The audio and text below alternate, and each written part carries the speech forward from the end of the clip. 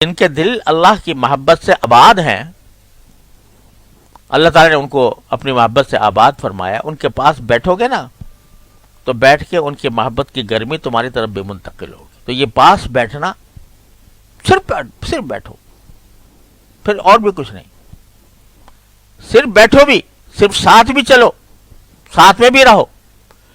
تو یہ صحبت کی نتیجے میں ان کے دل میں جو گرمی ہے وہ تمہاری طرف بھی آتی جائے گی. بجلی کا کرنٹ نظر آتا ہے کہیں؟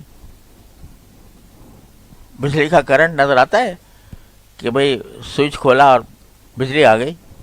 کہاں سے آ رہی ہے؟ پاور ہاؤس سے آ رہی ہے، کس تیزی کے ساتھ آ رہی ہے؟ نظر کچھ بھی نہیں آ رہا کہ آ کیا رہا ہے. تار نظر آ رہا ہے، تار نظر آ رہا ہے بس، باقی اس میں جو کرنٹ ہے وہ نظر نہیں آتا. تو اسی طرح اللہ والوں کی صحبت، یہ صحبت جو ہے تار ہے، سمجھے نا؟ وہ تار، یہاں وہ تار ہے جو تار بھی نظر نہیں آتا. لاسلکی قوتیں بھی تو ہوتی ہیں نا بھائی، وائرلیس قوتیں بھی ہوتی ہیں نا. تو وائرلیس ہے لیکن وہ نظر کچھ بھی نہیں آ رہا، لیکن کرنٹ آ رہا ہے. حضرت ابو ہریرہ رضی اللہ عنہ فرماتے ہیں کہ میں رسول کریم صلی اللہ علیہ وسلم کے ساتھ جا رہا تھا، نہ آپ مجھ سے بات کر رہے تھے، نہ میں آپ سے کر رہا تھا، مگر جا رہا ہوں ساتھ، سمجھے؟ تو کیا ہو رہا ہے کہ وہ جو وائرلیس کنیکشن ہے وہ جاری ہے. تو اہل محبت کی صحبت، اہل اللہ کی صحبت، وہ جب صحبت کی نیت سے ہوتی ہے، ایک تو یہ کہ چلے گئے بیٹھ گئے غفلت میں، کچھ ارادہ ہی نہیں ہے بس ہی، اور ایک یہ کہ اس نیت سے صحبت حاصل کی جاتی ہے، اس نیت سے پاس بیٹھا جاتا ہے کہ کچھ ہماری طرف منتقل ہوگا. تو پھر اللہ تعالیٰ کی طرف دیکھو، کوئی شیخ، کوئی استاد جو بشر، کسی کو کوئی کچھ نہیں دے سکتا، دینے والا اللہ ہے ہر حالت میں.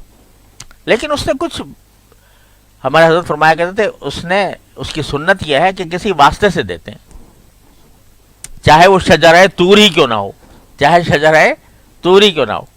آگ جلا کے بلایا پہلے، وہیں کہہ دیتے اللہ میاں، وہیں جہاں بی بی پاس تھی اور اس کو سردی بھی لگ رہی تھی، اور وہیں پر کہہ دیتے، آگ جلا دیتے کہ آ گئے ہم، آ جاؤ. مگر آگ جلائی پہلے، تھوڑی سی کوشش اور جد و جہد کرائی کہ وہاں نے ہم نہیں آئیں گے تمہارے پاس، آؤ ہمارے پاس. پھر تو وہاں بھی موجود، وہیں سے آواز دے دیتے. لیکن شجرہ طور کے پاس بلایا اور پھر کہا انی ان اللہ. تو حضرت فرماتے ہیں کہ اس واسطے اللہ تعالیٰ کی سنت یہ ہے کہ کسی واسطے سے دیتے ہیں، چاہے شجرہ طور ہی کیوں نہ ہو. تو یہ اس کی سنت ہے.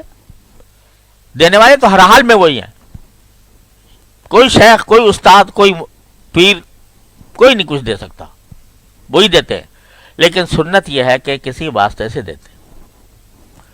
تو اس واسطے جب بندہ اس طلب میں جائے گا کہ میں اس نیت سے جائے گا کہ ان کے پاس رہوں گا، تو ان کے پاس جو اللہ تعالیٰ نے ان کو کچھ عطا فرمایا ہوا ہے، تو وہ ان کی برکت سے اللہ تعالیٰ مجھے بھی ایک وائرلیس کنیکشن کے ذریعے مجھے دے گا،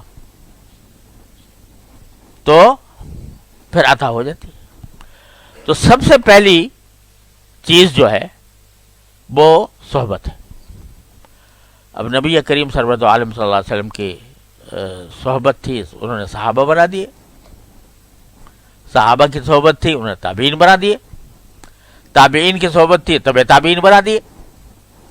اور پھر یہ سلسلہ چلتا رہا آخر تک. ٹھیک ہے، درجات میں فرق ہوتا ہے. لوگ کہتے ہیں جی آج کہاں جائیں، کوئی ملتا ہی نہیں، نظر ہی نہیں آتا، کس کے پاس جائیں؟ تو حضرت والد صاحب صلی اللہ تعالی وسلم فرمایا کرتے تھے کہ بھائی جس چیز کی طلب ہوتی ہے وہ مل ہی جاتا ہے. آٹا اصلی نہیں ملتا، نقلی ملتا ہے، تو آٹا کھانا چھوڑ دیا، بھس کھانا شروع کر دیا، سمجھے. اور گھی خالص نہیں ملتا تو کیا گھی کھانا چھوڑ دیا اور گریس کھانے لگے. تو نقلی چیزیں مل رہی ہیں، لیکن پھر بھی جس کو طلب ہوتی ہے نکال لاتا ہے کہ فلاں دکان پہ گھی اچھا ملتا ہے، فلاں دکان پہ جو ہے وہ آٹا اچھا ملتا ہے، اور فلاں دکان پہ مٹھائی اچھی ملتی ہے. تلاش کرتا ہے کہ نہیں؟ اگر اس کو طلب ہوتی ہے اچھے کی تو اچھا مل بھی جاتا ہے. البتہ حضرت یہ فرماتے تھے کہ جو ہے یہ جب خیال آتا ہے کہ بھئی میں اپنی اصلاح کے لیے کسی کی طرف رجوع کروں، تو معیار دماغ میں یہ ہے میں کتنے ہی گہرائی اس میں پستی میں ڈوبا ہوا ہوں، مگر شیخ مجھے جنید چاہیے. جنید بغدادی چاہیے، اور مجھے جو ہے وہ عبد القادر جیلانی چاہیے. تو حضرت والد صاحب رحمۃ اللہ علیہ فرمایا کہ ارے بھائی جیسے روح ویسے فرشتے. تو وہ نہ آج جنید ملے گا، نہ شبلی ملے گا، نہ عبد القادر جیلانی ملے گا، لیکن ایسا ضرور مل جائے گا کہ جس کی صحبت سے تمہیں فائدہ ہوگا.